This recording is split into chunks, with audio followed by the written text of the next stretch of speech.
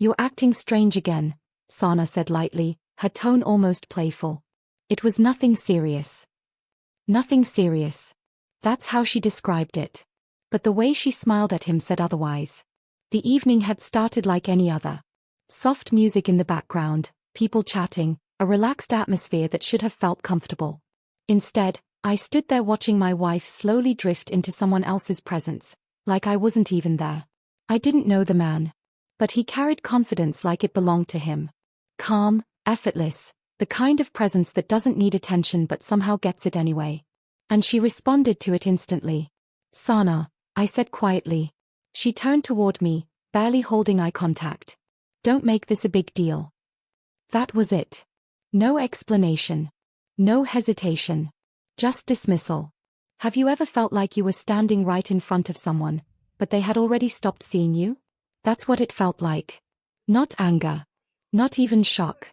Just a quiet realization that something had been fading long before this moment. I stepped back. Not because I accepted it, but because I understood something. If someone chooses to give their attention elsewhere, you can't force them to bring it back. We left shortly after. The drive home was silent, but not peaceful. It felt unfinished, like words were hanging in the air but no one wanted to say them. She stayed on her phone, smiling at something I wasn't part of. I kept my focus on the road. I didn't ask questions. Because I already felt the answer. The next morning, everything looked normal. Routine. Silence. Distance. "Last night wasn't bad," she said casually. I looked at her for a moment. "If you say so." She didn't catch the meaning. Or maybe she didn't want to. And that's when it became clear. People don't suddenly change. They just stop pretending to be who you thought they were. After that night, I stopped reacting. Not because I didn't feel anything, but because I realized something important. Not every situation deserves a reaction. Sana carried on like nothing had changed. Same routine. Same tone. But I started noticing things I had ignored before. The details. The quiet signs. The way she angled her phone away when messaging. How her attention drifted when I spoke. How she seemed more engaged everywhere else, except with me. Most people would confront it. Ask questions. Demand honesty. I didn't. Because sometimes silence reveals more than confrontation ever could. And what I saw wasn't confusion. It was choice. She wasn't unsure. She was slowly moving away. And that realization didn't break me. It woke me up. Instead of chasing answers, I stepped back. I gave space. And what happened next told me everything. She didn't notice. Not even once. That silence between us only grew. So I made a decision. Not out of anger, but out of clarity. I started focusing on myself again. Things I had ignored. Time alone. Clear thinking. Distance from something that had quietly become exhausting. Then one day, I made a move she didn't expect. When I pulled into the driveway, the sound caught her attention immediately. She stepped outside, confused. "What is this?" "Something I wanted," I said calmly. Her expression shifted. "You made a decision like this without telling me." I paused for a moment. I didn't think it mattered. That hit deeper than anything else I could have said. Because she understood. This wasn't about the car. It was about everything. About distance. About choices made without communication.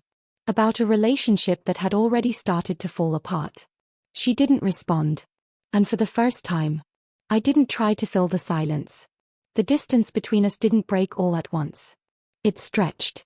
Quietly. Until it couldn't anymore. When my birthday came around, I didn't want anything special. No gathering. No attention.